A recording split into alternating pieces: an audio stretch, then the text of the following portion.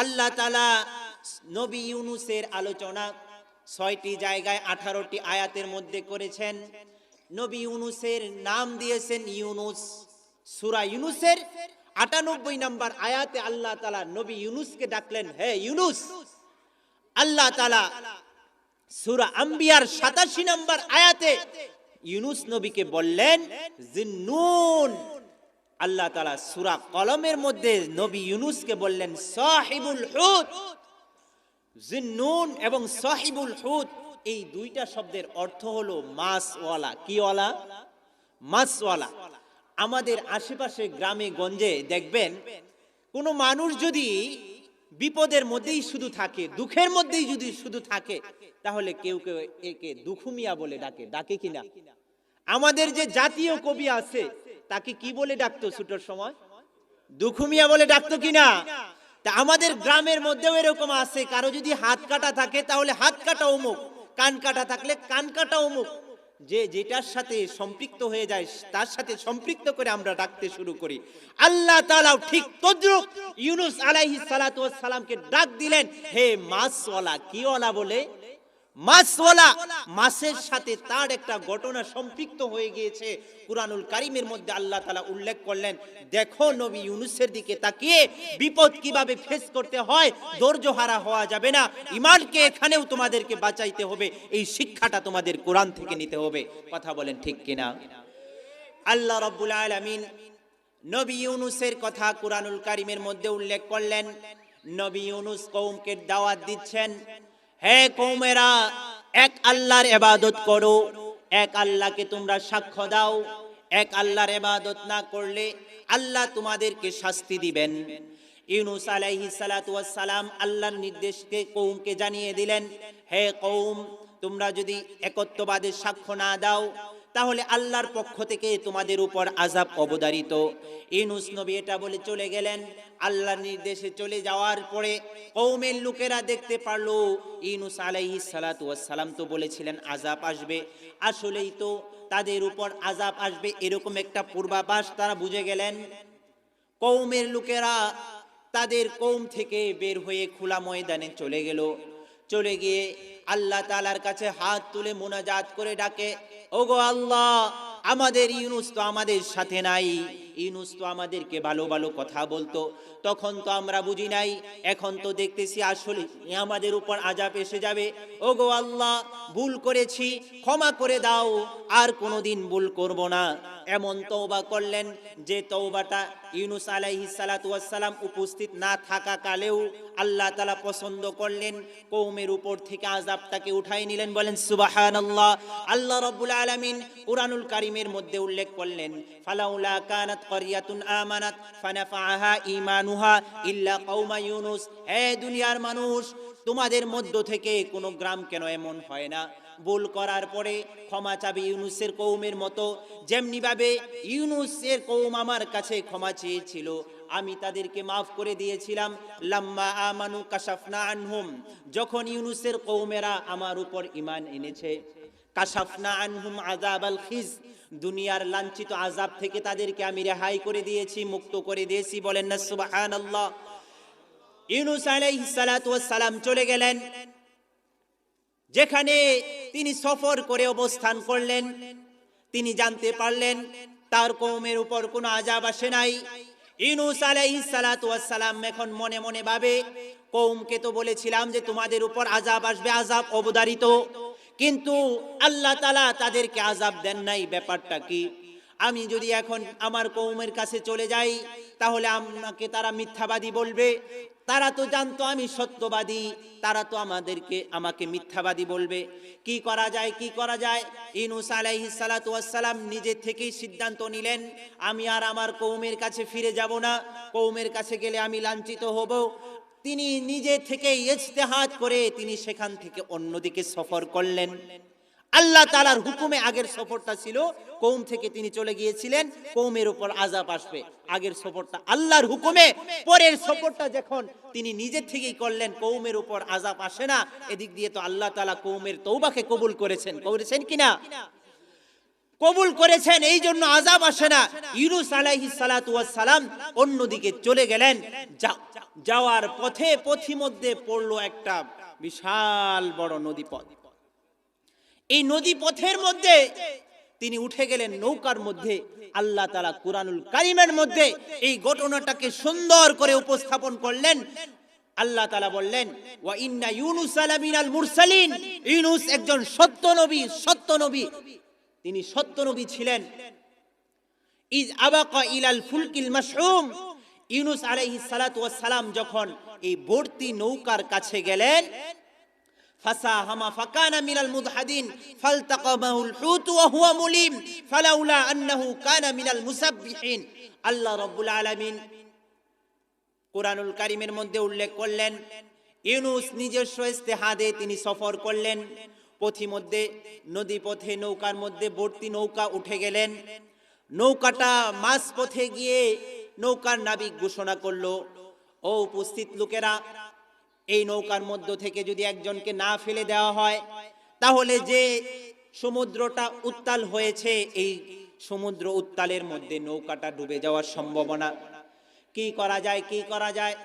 উপস্থিত লোকেরা চিন্তা করলো, একজনকে তো ফেলতে হবে, এখান থেকে বাঁচতে হবে। লটারি আরম্ভ হয়ে গেল। 3 বার লটারি দেওয়া হলো। 3 বার প্রত্যেকবারই ইউনূস আলাইহিস সালাতু ওয়াস সালামের নাম উঠে গেল। ইউনূসের নাম 3 বার উঠে গেছে যে ইউনূস আলাইহিস সালাতু ওয়াস সালামকে কি করতে হবে? ফেলে দিতে হবে। আল্লাহ রাব্বুল আলামিন ঘটনাটা সুন্দর করে বললেন। ইউনূসকে ফেলে দেওয়া হলো। ফেলার সাথে সাথে বিশাল বড় মাছ তাকে গিলে ফেললো।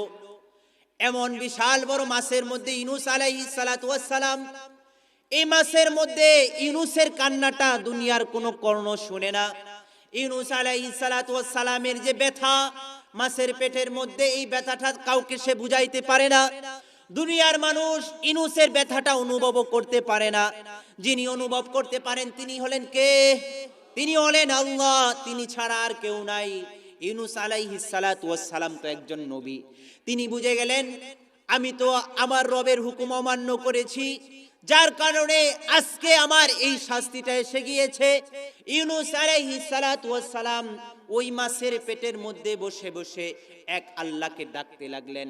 ইউনূস আলাইহিস সালাতু ওয়াস সালাম পড়তে লাগলেন, লা ইলাহা ইল্লা আনতা সুবহানাকা ইন্নী কুনতু মিনাজ জালিমিন, লা ইলাহা ইল্লা আনতা সুবহানাকা ইন্নী কুনতু মিনাজ জালিমিন। এভাবে তিনি ডাকা শুরু করলেন। আল্লাহ তাআলা কুরআনুল কারীমের মধ্যে উল্লেখ করলেন, দেখো ইউনূস আলাইহিস সালাতু ওয়াস সালাম মাছের পেটে বসে বসে কিভাবে ডাকে। ওয়াজান্নুনি ইয যাহাবা মুগাদিবান ফাযান্না আল্লান নাকদিরু আলাইহি ফানাদা ফি যুলুমাত আল্লা ইলাহা ইল্লা আনতা সুবহানাকা ইন্নী কুনতু মিনাজ জালিমিন। আল্লাহ তাআলা উল্লেখ করে দুনিয়ার মানুষদেরকে শিক্ষা দিচ্ছেন, হে দুনিয়ার মানুষেরা, এই মাছওয়ালার দিকে তাকাও। মাছওয়ালা যখন তার কওম থেকে বের হয়ে গিয়েছিল, ভেবেছিল আমার উপর আর কোনো শাস্তি আসবে না, আমাকে পাকড়াও করা হবে না, কিন্তু আমি আল্লাহ তাকে পাকড়াও করেছি। পাকড়াওয়ের পরে সে মাছের পেটে বসে বসে বলেছে, লা ইলাহা, কোনো ইলা নেই, ইল্লা আনতা, একমাত্র আপনি, সুবহানাকা, আপনি পুত পবিত্র, ইন্নী কুনতু মিনাজ জালিমিন, ওগো মালিক আমি জুলুম করেছি, নিজের নফসের উপর আমি নিজেই জুলুম করেছি, আপনি ছাড়া তো আর কেউ নাই, আপনি আমাকে এখান থেকে রক্ষা করুন। এভাবে ইউনূস আলাইহিস সালাতু ওয়াস সালাম মাছের পেটে ডাকলেন। আল্লাহ তাআলা তারপরে সুসংবাদটাও শুনিয়ে দিলেন, ফাস্তাজাবনা লাহু ওয়া নাজ্জাইনাহু মিনাল গাম। আল্লাহ বলেন, আমি ইউনূসের ডাকে সাড়া দিলাম, ওয়া নাজ্জাইনাহু মিনাল গাম, আমি তাকে সেই দুশ্চিন্তা থেকে আমি তাকে নিষ্কৃতি করলাম। ওয়া কাযালিকা নুনজিল মুমিনিন। হে দুনিয়ার মানুষ, তোমাদের জন্য একটা সুসংবাদ তোমরা শোনো। কোন মানুষ যদি ইউনূসের মতো বিপদের মধ্যে পড়ে, তারপরে যদি এক আল্লাহ আমাকে সে সাক্ষ্য দেয়, এভাবে আমি মুমিনদেরকেও উদ্ধার করে দিব। বলেন না সুবহানাল্লাহ। আপনি চিন্তা করুন, ইউনূস আলাইহিস সালাতু ওয়াস সালাম যে পরিমাণ বিপদের মধ্যে আছেন, এমন বিপদের সম্মুখীন আপনি আমি হইছি কিনা? হইছি কখনো? কখনো আমরা হই নাই, কিন্তু আল্লাহ তাআলা কোরআনের মধ্যে প্রেসক্রিপশনটা উল্লেখ করে বললেন, ইউনুস যেভাবে ইলাহিয়াতের স্মরণ করেছে, এক আল্লাহ আমাকে সাক্ষ্য দিয়েছে, কোন মানুষ যদি, কোন মুমিন যদি আমি ইলাকে এইভাবে সাক্ষ্য দেয়, হাজারটা বিপদ যদি সে পতিত হয়, আমি আল্লাহ তাকে সেখান থেকে নাজাত করব। কি চান আপনি? এমন বিপদ থেকে যদি আমাদের মালিক আমাদেরকে উদ্ধার করে, এর চাইতে কি চাওয়ার আছে? আপনার বিপদে আমি একদিন আছি, কাল আরেকজন আছে, তারপরের দিন আর কেউ আপনার হাতটা ধরবে না। ধরবে?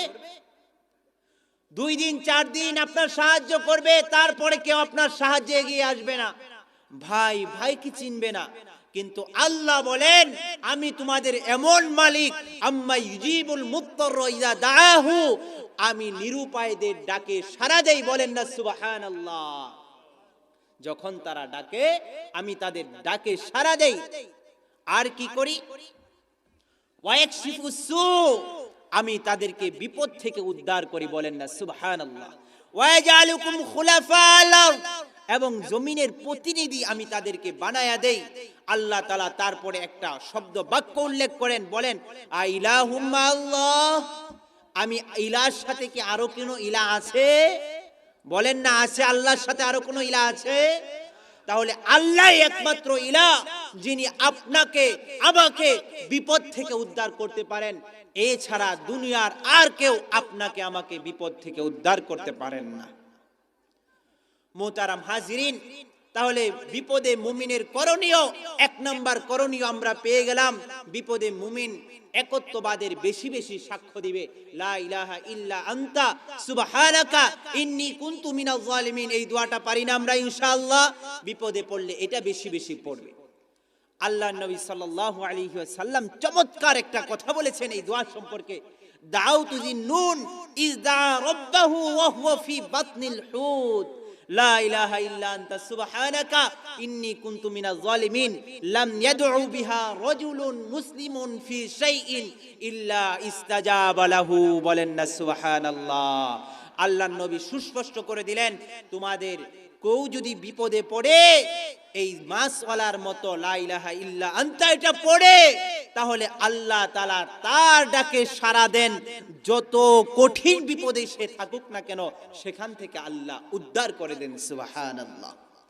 তাহলে আমরা 1 নাম্বার পেয়ে গেলাম বিপদে মুমিনের করণীয় কি করা? একত্ববাদের সাক্ষ্য দেওয়া। মোহতারাম হাজিরিন, কুরআনুল কারীমের মধ্যে হাজার হাজার ঘটনা আল্লাহ তাআলা উল্লেখ করেছেন। ঘটনাগুলো এই জন্যই উল্লেখ করেছেন, এগুলো হলো আমাদের শিক্ষা। কি এগুলো শিক্ষা? আল্লাহ রাব্বুল আলামিন কুরআনুল কারীমের মধ্যে হযরত মুসা আলাইহিস সালাতু ওয়াস সালামের ঘটনা উল্লেখ করেছেন। যে দ্বিতীয় নাম্বার পয়েন্টটা বলবো, আল্লাহর উপর ভরসা করা। আচ্ছা, হিজরতের সময় তিনি যেখানে শয়ন করতেন ওই জায়গায় একজনকে তিনি রেখে এসেছিলেন। কাকে রেখে এসেছিলেন? হযরত আলী রাদিয়াল্লাহু তাআলা আনহুকে সেখানে রেখে এসেছিলেন। কেন? যেন কাফেররা মুহাম্মদুর রাসূলুল্লাহকে ভেবে সারা রাত্রই পাহারা দেয়। আর বাস্তবে সেটাও হয়েছে কিনা? আচ্ছা, তারপরে আল্লাহর নবী সাল্লাল্লাহু আলাইহি ওয়াসাল্লাম হিজরতে করবেন মদিনার দিকে। তিনি মদিনায় যাওয়ার সাধারণ যে রাস্তাটা সেটা অবলম্বন করলেন না, অবলম্বন করলেন ওই রাস্তাটা যে রাস্তা দিয়ে মানুষ কমই চলাফেরা করে। 4 নাম্বার, আল্লাহর নবী সাল্লাল্লাহু আলাইহি ওয়াসাল্লাম আবু বকরকেও যেভাবে এলার্ট করে রেখেছিলেন যে কোনো দিন সফরে বের হতে পারি, হিজরত করতে পারি, ঠিক তদ্রুপ আরেকজন ইহুদিকে আল্লাহর নবী নিযুক্ত করে রেখেছিলেন, যিনি পথ দেখিয়ে দেখিয়ে অজানা পথ পাড়ি দিয়ে মদিনায় পৌঁছে দিবে। বলেন না সুবহানাল্লাহ। তাহলে এই যে 4টা জিনিস কৌশল আপনাদেরকে বললাম, এগুলো যদি অবলম্বন না করে আল্লাহর নবী সাল্লাল্লাহু আলাইহি ওয়াসাল্লাম নির্দেশ পাওয়া মাত্রই একেবারে কাফেরদের সম্মুখে বুক ফুলিয়ে বলা শুরু করতেন, আমি হিজরত করছি, কে আমাকে কি করবা করো, আল্লাহ ভরসা, আল্লাহ আমার সাথে আছে, আমি গেলাম, ছুটলাম, উটের উপর কইরা ছুটা শুরু করতে পারতেন কিনা? এটা করেছেন আল্লাহর নবী? উম্মতের জন্য শিক্ষা। হে দুনিয়ার মানুষ, বাহ্যিক যে উপকরণগুলো আছে তোমাকে সেগুলো গ্রহণ করতে হবে। তুমি যদি ওষুধের ব্যান্ডেজ না করো তোমার রোগটা দেরিতে ভালো হবে। তুমি যদি শীতের জামা গায়ে না জড়াও তাহলে তোমার শীত করবে, তুমি অসুস্থ হয়ে যাবে। এই সমস্ত কিছু বাহ্যিক উপকরণ তোমাকে গ্রহণ করতে হবে। তুমি ডাক্তারের কাছে যাও, তোমার চোখের চিকিৎসা করাও। এছাড়া বাহ্যিক উপকরণ তুমি গ্রহণ করো, তুমি না খেলে তোমার পেট এমনিতেই ভরবে না। আল্লাহ ভরসা আমি খাইতাম না, বৈশাখ রইলাম, পেট ভরবে? পেট কখনো ভরবে? বাহ্যিক উপকরণ গ্রহণ করা এটা মুমিনের উপর ফরজ। মুমিনের উপর কি ফরজ? আপনার উপর কেউ আক্রমণ করে, আপনাকে কেউ তিরস্কার করে, আপনি আপনার পাশের চেয়ারম্যান সাহেবকে জানাবেন।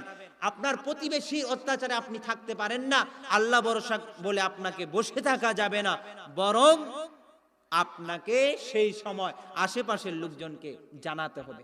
আজকে একটা মাসালা পড়াইলাম, এটা একটু বলি যে মাসালাটা এমন যে কিছু কিছু জিনিস আছে আল্লাহ তাআলা মুবাহ করে দেন ক্ষেত্র বিশেষ। যেরকম কোন খাদ্যই যদি আপনার কাছে না থাকে হালাল খাদ্য, এই সময় আপনি বাধ্য মরা গরু বা ছাগলের, মরা প্রাণীর গোশত খেতে আপনি বাধ্য। এই সময় যদি আপনি মরা প্রাণীর গোশত না খেয়ে, দুর্ভিক্ষ আর কোনো কিছু নাই, আপনি শেষ হয়ে যাচ্ছেন, এই সময় যদি আপনি ওই গোশতটা ভক্ষণ করে আপনাকে আপনি যদি না বাঁচান, তাহলে ফুকায়ে কেরাম বলেন যে এটা কতলে নফস, নিজেকে আত্মহত্যার সে শামিল করলো। বলেন না নাউজুবিল্লাহ। মাসালাটা বুঝছেন যে আপনার কাছে আর কিছু নাই, ওই মরা প্রাণীর গোশতটাই শুধু আছে। আপনার এই মুহূর্তে ওই গোশত খেয়ে আপনার প্রাণটা বাঁচাতে হবে, কারণ এটা আপনার জন্য আল্লাহ তাআলা এই মুহূর্তের জন্য বৈধ করে দিয়েছেন। এই জন্য আপনি এটা ভক্ষণ করবেন। পরবর্তীতে যখন আপনার কাছে অন্য গোশত এসে যাবে, হালাল খাবার এসে যাবে, এইটা অবৈধ হয়ে যাবে, সাময়িক বৈধ। সুতরাং এই মুহূর্তে আপনাকে এটা গ্রহণ করতে হবে। সুতরাং বাহ্যিক উপকরণ গ্রহণ করা প্রত্যেক মুসলমানের উপর ফরজ। বাহ্যিক উপকরণ গ্রহণ করতেই হবে। মুহতারাম হাজিরিন, বলতেছিলাম বিপদে মুমিনের করণীয়, 1 নাম্বার করণীয় বলেছিলাম বেশি বেশি একত্ববাদের সাক্ষ্য দেওয়া। 2 নাম্বার করণীয় বলেছিলাম আল্লাহর উপর ভরসা করা। এই দুনিয়ার মধ্যে আপনি লক্ষ্য করুন আমাদের আশেপাশে যে সমস্ত বিপদ আপদ আসতেছে, এই সমস্ত বিপদ আপদ আমাদের কর্মের ফল। এই বিপদগুলো আমাদের কর্মের ফল। আল্লাহ নবী সাল্লাল্লাহু আলাইহি ওয়াসাল্লাম মুহাজিরদেরকে ডেকে বলে, ইয়া মাশারাল মুহাজিরিনা, হে মুহাজিরেরা শুনো, তোমাদের সামনে 5টা বিপদ আসবে।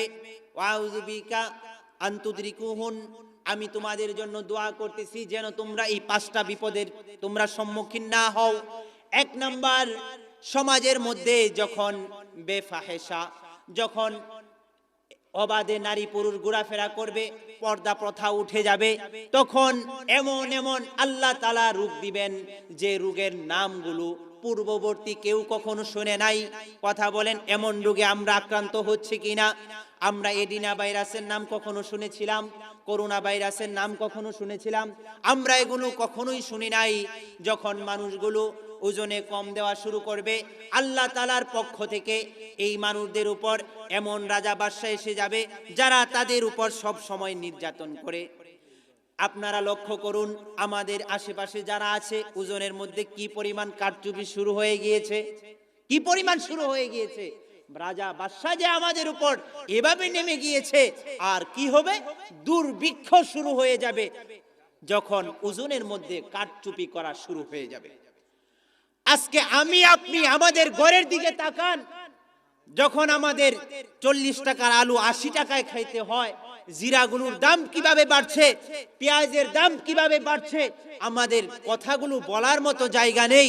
আমি তো মনে করি প্রত্যেকটা ঘরের মধ্যে বর্তমান সময়ে নীরব দুর্ভিক্ষ শুরু হয়ে গিয়েছে। কে দুর্ভিক্ষ শুরু হয়েছে না? প্রত্যেকটা ঘরে ঘরে নীরব দুর্ভিক্ষ। মানুষ বলতে পারে না, সইতে পারে না, কারো কাছে বললেও কোনো লাভে আসে না। কারণ আল্লাহর নবী বলে দিয়েছেন যে যদি তোমরা ওজনের মধ্যে এরকম কারচুপি করো তাহলে দুর্ভিক্ষ তোমাদেরকে গ্রাস করবে। 3 নাম্বার, যে কথাটা আল্লাহর নবী বলেছেন, যখন মানুষের যাকাত দেওয়া বন্ধ করে দিবে, আল্লাহ তাআলা আসমান থেকে রহমতের বৃষ্টি বন্ধ করে দিবেন। কথা বলেন, আমরা এটার সম্মুখীন হয়েছি কিনা? এই যে সিজনটা গেল, এই সিজনের শুরু লগ্নে বৃষ্টির জন্য জায়গায় জায়গায় দোয়া হয়েছে কিনা? জাতীয় ঈদগাহেতেও, ময়মনসিংহ আঞ্জুমান ঈদগাহের মধ্যেও দোয়া হয়েছে বৃষ্টির জন্য। কিন্তু শেষে এমন এক বৃষ্টি আসলো যে বৃষ্টি লক্ষ লক্ষ কোটি কোটি টাকা একেবারেই মানুষের শেষ করে দিল।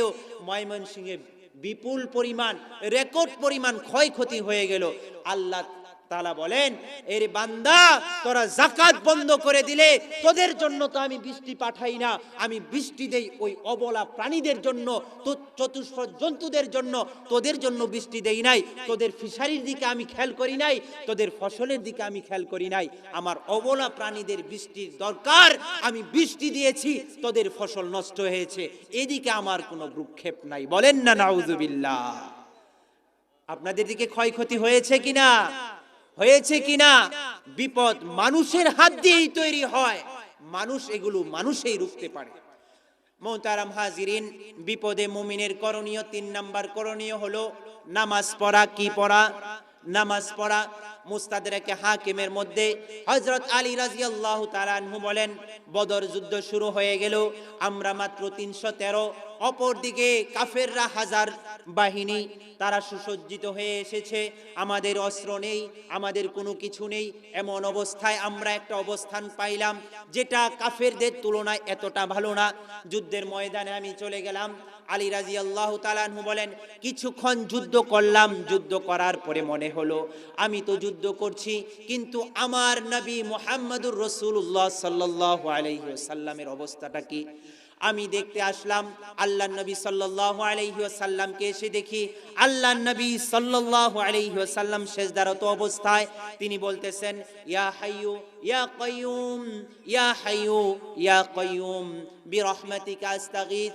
আমি চলে গেলাম, আবার কিছুক্ষণ পর আবার মনে হলো আল্লাহর নবীকে আমি দেখে আসি। আবার গেলাম আল্লাহর নবীর কাছে, গিয়ে দেখি আল্লাহর নবী সিজদারত অবস্থায় তিনি একই বাক্য বলছেন, ইয়া হাইয়ু ইয়া কাইয়ুম বিরহমাতিকা আস্তাগীথ, ইয়া হাইয়ু ইয়া কাইয়ুম বিরহমাতিকা আস্তাগীথ। আমি দ্বিতীয়বার চলে গেলাম, তৃতীয়বার আবার মনে হলো, আবার আসলাম, আবার এসে দেখি আল্লাহর নবী সাল্লাল্লাহু আলাইহি ওয়াসাল্লাম সিজদারত অবস্থায় তিনি সেই দোয়াই করছেন, ইয়া হাইয়ু ইয়া কাইয়ুম বিরহমাতিকা নাস্তাগীথ, ইয়া হাইয়ু ইয়া কাইয়ুম বিরহমাতিকা নাস্তাগীথ। আলী রাদিয়াল্লাহু তাআলা আনহু বলেন, আমার বুঝার বাকি রইল না আল্লাহর নবী সাল্লাল্লাহু আলাইহি ওয়াসাল্লাম যেভাবে কাঁদছেন, আল্লাহ তাআলার পক্ষ থেকে নসরত অবশ্যই অবশ্যই আমাদের উপর এসে যাবে। আমি এটা ভেবে বের হইলাম, বের হয়ে দেখি আসমান থেকে আল্লাহ তাআলা হাজার হাজার ফেরেশতা মুসলমানদের পক্ষে পাঠিয়ে দিয়েছেন। সুবহানাল্লাহ। নামাজের কি বৈশিষ্ট্য! ইস্তাস্তাগীসুনা রাব্বাকুম ফাস্তাজাবা লাকুম আন্নী মুমিদ্দুকুম বিআলফিন মিনাল মালাইকাতি মুরদিফিন। আল্লাহ তাআলা আয়াত নাজিল করলেন, তোমরা তো আমার কাছে সাহায্য চেয়েছিলে বদরের প্রান্তরে, আমি তোমাদেরকে সারিবদ্ধ হাজার ফেরেশতা দিয়ে সাহায্য করেছি। কিভাবে সাহায্য আল্লাহর নবী চেয়েছিলেন? সিজদারত অবস্থায় কোন মুমিন যদি সিজদায় পড়ে আল্লাহ তাআলার কাছে সাহায্য চায়, আল্লাহ তাআলা তার ডাকে সাড়া দিবেন, তাকে বিপদ থেকে উদ্ধার করবেন। বলেন সুবহানাল্লাহ। আমরা তো পাই না, আমরা তো বিপদে পড়লে আগে দৌড় দেই অমুক বাবার কাছে যাই। যাদের আবার বাবা নাই, যাদের পীর সাহেব আছে, আগে পীর সাহেবের কাছে যাই। যাদের আবার পীর সাহেব নাই, বড় মৌলানা সাহেব যাদের আছে মৌলানা সাহেবের কাছে যাই। যাদের বড় মৌলানা নাই তারা যায় ইমাম সাহেবের কাছে। যাদের ইমামও নাই, কোন রকম নিজে বাজেই ভরসা করি, জাগা যা আবার হইছে হইলে ও নইলে নাই, বর্ষার ধরনটাই ধরেন। আরে আপনি বিপদে পড়েছেন, আপনি আল্লাহকে আগে ডাকুন। আপনার ডাকার জন্য পীর সাহেবের মাধ্যম নেওয়ার দরকার আছে? আপনি তারপরে চাইতে পারেন, কিন্তু আপনি আপনার বিপদের কথা একবার কখনো বলেছেন? আপনার সন্তান আপনার কথা মানে না, অসৎ পথে চলে গিয়েছে, আপনি কি চোখের পানি ছেড়ে দিয়ে কখনো বলেছেন, আয় আল্লাহ, অনেক মানুষ এমন আছে যাদের সন্তান নাই, আল্লাহ তুমি আমাকে এত সুন্দর একটা সন্তান দিয়েছো, অনেকই এমন সন্তান দিয়েছো যে যাদের সন্তানগুলো কথা বলতে পারে না, কিন্তু আমাকে এমন সুন্দর সন্তান দিয়েছো যে কথা বলতে পারে, ওগো আল্লাহ আমার সন্তানটা, অনেক সন্তান আছে লেখাপড়া করতে পারে না, আমার সন্তানকে তুমি শিক্ষিত বানিয়েছো, কিন্তু আল্লাহ আমার সন্তানটা ইদানিং বাজে কিছু ছেলেদের সাথে ঘোরাফেরা করার কারণে মাদকাসক্ত হয়ে যাচ্ছে, অবৈধ পথে চলাফেরা করছে, ওগো আল্লাহ কত নিয়ামত না দিয়েছো আমার সন্তানের জন্য, তুমি এই নিয়ামতটাও দিয়ে দাও, আমার সন্তানকে অসৎ পথ থেকে ফিরিয়ে দাও। এভাবে আপনি কখনো ডেকেছেন? ডেকেছেন আপনি? আর কথা বলেন না কেন, ডেকেছেন কখনো?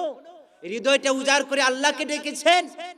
উজাড় করে আল্লাহকে ডাক দেন, আল্লাহর কাছে আগে অনুনয় বিনয় হন, আল্লাহ অনেক তো এমন মানুষ আছে যারা কখনো বিয়েই করতে পারে নাই, আল্লাহ আমাকে বিয়ের ব্যবস্থা করেছো, এমন অনেক মানুষ আছে যারা ভালো এমন গুণবর্তী বউ পায় না, এমন গুণবর্তী একটা বউ আমাকে দিয়েছো, আল্লাহ গো গুণের কোনো অভাব নাই, স্বভাব জাতের কোনো কমতি নাই, কিন্তু একটু একটু যে আমার কথাটা মানে না, আল্লাহ তুমি যদি এইটুকু পুরা করে দিতা, ওগো আল্লাহ মেহেরবানি করে এইটুকু দান করো না আল্লাহ। আপনি অনুনয় বিনয় হয়ে আপনি চান, দেখেন এটার মধ্যে কি মজা, আপনাকে আল্লাহ সঙ্গে সঙ্গে দিয়ে দিবেন। বলেন সুবহানাল্লাহ। আল্লাহ তাআলা কুরআনুল কারীমের মধ্যে নবীদের দুয়ার ভাষা উল্লেখ করেছেন, দেখো নবীরা কিভাবে দোয়া করে, তাদের দুয়ার ভাষা তোমরা দেখো। বুখারী শরীফের মধ্যে নবী করিম সাল্লাল্লাহু আলাইহি ওয়াসাল্লাম থেকে আবু হুরায়রা রাদিয়াল্লাহু তাআলা আনহু উল্লেখ করেছেন, মাতৃকুড়ে কোনো সন্তান কথা বলে নাই, তিনজন সন্তান ছাড়া মায়ের কোলের মধ্যে তিনটা সন্তান কথা বলেছে। একজনের নাম হলো ঈসা, ঈসার নাম আপনারা শুনেছেন কিনা? আরেকজন হলো ওই সন্তান, যে সন্তান জুরাইদের সাথে সম্পৃক্ত একটা ঘটনা। আল্লাহ নবী সাল্লাল্লাহু আলাইহি ওয়াসাল্লাম বলেন, একজন বনি ইসরাইলের মধ্যে একজন আবেদ ছিল, খুবই বড় আবেদ, আল্লাহ তাআলার ইবাদত করতেন, ইবাদত করার কারণে তার গ্রাম থেকে তার বাড়িটাকে আলাদা করে নিয়ে গিয়েছেন, ইবাদতগাহ বানিয়েছেন, সেখানে বসে বসে তিনি ইবাদত করেন, আল্লাহ তাআলাকে ডাকেন। ডাকার সময় এই জুরাইজের মা এসেছে, জুরাইজের সাথে কথা বলবে, জুরাইজের সাথে কথা বলার জন্য করার মধ্যে নক করেছে। নক করলে জুরাইজ এমন অবস্থায় নামাজরত, জুরাইজ চিন্তা করে মায়ের ডাকে সাড়া দিব নাকি আমার নামাজ চালিয়ে যাব, এই কথা ভাবতে ভাবতে তিনি নামাজের মধ্যেই রইলেন। এদিক দিয়ে মা চলে গেল, পরের দিন আবার আসলেন, এসে আবার কড়া নাড়া দিলেন। জুরাইজ নামাজরত অবস্থায় মা চলে গেলেন, মায়ের ডাকে সাড়া দিলেন না। তৃতীয় দিন আবার মা এসেছে, জুরাইজের দরজায় কড়া নাড়তেছে, জুরাইজ নামাজরত অবস্থায় মায়ের ডাকে সাড়া দেয় না। আল্লাহ তাআলার কাছে জুরাইজের মা দোয়া করলেন, ওগো আল্লাহ, আল্লাহুম্মা লা তুমিথু হাত্তা তারিয়াহু উজুহাল মুমিসাত, ওগো আল্লাহ আমি জুরাইজের মা হয়ে তোমার কাছে ফরিয়াদ জানাই, আমার জুরাইজকে ততক্ষণ পর্যন্ত তুমি মৃত্যু দিবা না যতক্ষণ পর্যন্ত একটা বেবিচারিনীর মুখটা না দেখাবা। আমি মা হইলাম, আমি মা হয়ে তার কাছে আসলাম, জুরাইজ জুরাইজ বলে তাকে ডাকলাম, আমার ডাকেতে সে সাড়া দিল না, সুতরাং আমি তোমার কাছে ফরিয়াদটা করে দিলাম, বেবিচারীর মুখ না দেখানো পর্যন্ত আমার জুরাইজের মৃত্যু দিবা না। আল্লাহ তাআলা জুরাইজের মায়ের দোয়া কবুল করলেন। ঘটনাক্রমে একদিন এক বেবিচারিণী মহিলা ঘুরতে ঘুরতে জুরাইজের কাছে উপস্থিত হলো, তাকে অফার করলো, বেবিচারের অফার করলো। বেবিচারের অফার করলে জুরাইজ সেটা প্রত্যাখ্যান করলেন। বেবিচারিণী মহিলা ঘুরতে ঘুরতে ফিরতে ফিরতে একজন রাখালের সাথে কুকর্ম করে বসলো। কিছুদিন পরে ওই বেবিচারিণী মহিলা হামেলা হলো, গর্ভবতী হলো, পেট আস্তে আস্তে বড় হওয়া শুরু করলো। এলাকার মানুষজন তাকে বলা শুরু করলো, ও মহিলা, তুমি যে গর্ভবতী হয়েছো, তুমি বলো তোমার এই সন্তানের পিতাকে, পিতার পরিচয় দাও, পিতার পরিচয় যদি না দাও তাহলে আমরা এটার অ্যাকশন নিব। ওই বেবিচারিণী মহিলা দেখিয়ে দিল, ওই যে আবেদ জুরাইজ, যে ইবাদত খানায় বসে বসে তাসবিহ পড়ে আল্লাহর ইবাদত করে, সেই সন্তানের পিতা এলাকার মানুষজন উপস্থিত হলো, অকথ্য ভাষায় গালিগালাজ শুরু করে দিল, তার গড়টা কিছুটা ভেঙে ফেললো। জুরাইজ এমন অবস্থায় নিচে নামলেন। নিচে নেমে এসে তিনি 2 রাকাত নামাজ পড়লেন। 2 রাকাত নামাজ পড়ার পরে আল্লাহ তাআলার কাছে চাইলেন, দোয়া করলেন। দোয়া করে ওই যে শিশু সন্তান, কুলের সন্তান, ওই কুলের সন্তানের কাছে গিয়ে তিনি বললেন, ওগো আব্দুল্লাহ, ওগো আল্লাহর বান্দা, তুমি বলো তোমার পিতৃ পরিচয় কি, তোমার পিতাকে? ওই যে কুলের শিশুটা সে বলে দিল, আমার পিতা হলো রাখাল। বলেন না সুবহানাল্লাহ। এ আবেদ জুরাইজ 2 রাকাত নামাজ পড়েছে। 2 রাকাত নামাজের ফলে এমন বিপদ থেকে তাকে আল্লাহ উদ্ধার করেছেন। এমন বিপদের মধ্যে তিনি পড়েছেন, তার পরিবারের লোক তার বিরোধিতা, তার সমাজের লোক তার বিরোধিতা করছে। একেবারে নবজাতক শিশু সহ এখানে উপস্থিত হয়েছে। এখানে আর বাঁচার কোনো উপায় নাই। আল্লাহ তাআলা নামাজের মাধ্যমে এমন বিপদ থেকে উদ্ধার করেন। মোহতারাম হাজিরিন, বলতেছিলাম আপনার বিপদের মধ্যে আপনি নামাজ পড়ে আল্লাহ তাআলার কাছে চান, অনুনয় বিনয় হয়ে আল্লাহ তাআলাকে ডাকেন। ডাকার ভাষাটা এমন ভাবে উপস্থাপন করেন, আপনার মনকে একেবারেই নরম করে আল্লাহকে বলেন, ওগো আল্লাহ, তুমি আমার মালিক, তুমি আমাকে না দিলে আর কেউ দিতে পারবে না। তুমি আমার সব, তুমি ছাড়া আমার আর কেউ নাই, আমার কথা কেউ শোনার মতো নাই। তুমি একমাত্র প্রভু, আমাকে এখান থেকে উদ্ধার করতে পারো, আমার ফ্যামিলিটার মধ্যে শান্তি ফিরাই দিতে পারো, বিপদ থেকে উদ্ধার তুমি করতে পারো। এভাবে যদি আপনি ডাকতে পারেন, আল্লাহ তাআলা আপনার ডাকে সাড়া দিবেন। বলেন সুবহানাল্লাহ। আল্লাহ তাআলা কুরআনুল কারীমের মধ্যে আরো অসংখ্য ঘটনা উল্লেখ করেছেন, যেগুলোর দ্বারা বিপদের মধ্যে মুমিন কি করবে এই জিনিসটা বুঝিয়েছেন। আপনারা আইয়ুব আলাইহিস সালাতু ওয়াস সালামের নাম শুনেছেন, যে আইয়ুব আলাইহিস সালাতু ওয়াস সালামকে কিভাবে তাকে শরীরের মধ্যে পুকে কিভাবে ধরেছিল, গোশত খেতে খেতে খেতে খেতে সব জায়গার মধ্যে শেষ করে দিয়েছিল। জিহ্বাটা আর হৃৎপিণ্ডটা বাদ ছিল, আর সব জায়গায় কি পুকে ধরে গিয়েছে। যে এই যে অবস্থা, সে কিভাবে ধৈর্য ধারণ করেছিল, আল্লাহ তাআলার কাছে কিভাবে চেয়েছে, আল্লাহ আমি আন্নি মাসানিয়াদুর, নিজে একেবারে ছোট করে দিয়েছে। আন্নি মাসানিয়াদুর, আমি কষ্ট ক্লেশের মধ্যে আছি। ওয়া আনতা আরহামুর রাহিমিন, আপনি দয়ালুর দয়ালু, আপনি পারেন এখান থেকে আমাকে উদ্ধার করতে। আপনি যদি এভাবে সবুর করতে পারেন, আল্লাহ তাআলা তারপরে উল্লেখ করলেন, আমি আইয়ুবকে বললাম, উরকুদ বিরিজলিক, আইয়ুব তোমার পা দ্বারা মাটিতে আঘাত করো। হাযা মুগতাসালুম বারিদু ওয়া শারাব, এটা তোমার সুপেয় পানিটা তোমার গোসলও করবে, এটা পানও করবে। আল্লাহ তাআলা বলেন, এই আইয়ুব আগে যে মন যুবক ছিল তার চাইতে ডাবল যুবক আমি করে দিলাম। আইয়ুবের ধন আগে যা ছিল তার চাইতে ডাবল আমি করে দিলাম। বলেন সুবহানাল্লাহ। যে হাদিসটা আমি পড়েছিলাম, আল্লাহর নবী বলেন, আজাবান লি আমরিল মুমিন, মুমিনদের জন্য খুবই আশ্চর্যের ব্যাপার। কি আশ্চর্য? ইন্না আমরা কুল্লাহু খায়র, তার প্রত্যেকটা কাজের মধ্যে কল্যাণ আছে, প্রত্যেকটা কাজই কল্যাণকর। যদি সে বিপদের মধ্যেও পতিত হয়, এই বিপদটাও তার জন্য মঙ্গলজনক। সে যদি কোনো কিছুর মধ্যে থাকে, সেটাও তার জন্য মঙ্গলজনক। আল্লাহর নবী সাল্লাল্লাহু আলাইহি ওয়াসাল্লাম আরো বলেন, কোন বান্দাকে যখন আল্লাহ তাআলা পছন্দ করেন, তার মর্যাদাটা উঁচু করতে চান, আকাশ সম বানাতে চান, কিন্তু এই বান্দার আমল যে পরিমাণ, মুহতারাম হাজিরিন, ওই বান্দাটার যে আমল, যে কোয়ালিটি, ওই কোয়ালিটি দিয়ে সে তো ওই উঁচুতে উঠতে পারে না। ওই কোয়ালিটি দিয়ে ওই বান্দাটা ওই মর্যাদা সম্পন্ন হতে পারে না। যে সম্পন্ন যখন হতে না পারে, তখন আল্লাহ তাআলা তার উপর বিভিন্ন ধরনের বিপদ আপদ দিয়ে থাকেন। ইবতালাহুল্লাহু ফি জাসাদিহি আও ফি মালিহি, তার শরীরের মধ্যে বিপদ দেন, তার মালের মধ্যে বিপদ দেন, তার সন্তানাদির উপর বিপদ দেন। কারণ এই বিপদ দ্বারা আল্লাহ তাআলা মুমিনের মর্যাদাটাকে বৃদ্ধি করতে চান। বলেন সুবহানাল্লাহ। মোহতারাম হাজিরিন, সুতরাং আমরা যদি কেউ বিপদে পড়ে যাই, বিপদের মধ্যে ঘাবড়ানোর কিছু নাই। আমি যে 4টা বিষয় বললাম, এই 4টা বিষয়কে আমরা সামনে রেখে বিপদকে সম্মুখীন হব, ফেস করব। ইনশাআল্লাহ আল্লাহ আমাদের বিপদের মধ্যে সাহায্য করবেন। যদি আমরা এই বিপদের মধ্যে পড়ি, মনে রাখবেন যে এই বিপদ আমাকে মর্যাদা সম্পন্ন করবে, আমার মর্যাদাকে বৃদ্ধি করবে। আমাকে এই বিপদ আল্লাহ তাআলা এই বিপদের মাধ্যমে আমাকে উঁচু করবেন। আমরা ইনশাআল্লাহ বিপদের মধ্যে ধৈর্য ধারণ করতে পারবো না? ইনশাআল্লাহ করতে পারবো না? ইনশাআল্লাহ কোরআনে যেভাবে বর্ণিত হয়েছে বিপদের সম্মুখীন হলে কি করবে, এভাবে আমাদের সম্মুখীন করার এবং বিপদকে ফেস করার তৌফিক দান করুন। সকলে বলি আমিন। ওয়া আখিরু দাওয়ানা আলহামদুলিল্লাহি রাব্বিল আলামিন।